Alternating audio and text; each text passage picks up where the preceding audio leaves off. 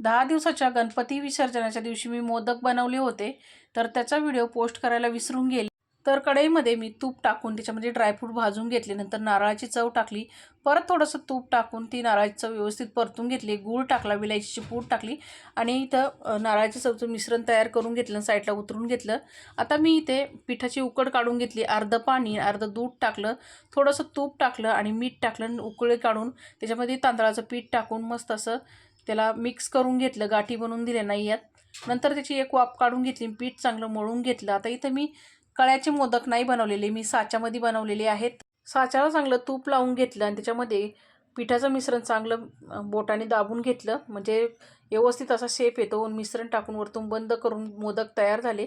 चाळणीमध्ये मी हळदीचे पानं ठेवून त्याच्यावरती मोदक ठेवले आणि वाफेवरती चांगले उकडून घेतले. तर इथं थंड करून त्याच्यावरती तूप घालून घेतलं. मंडळी, या तुम्ही पण मोदक खायला. भेटूया पुढच्या व्हिडिओमध्ये. धन्यवाद.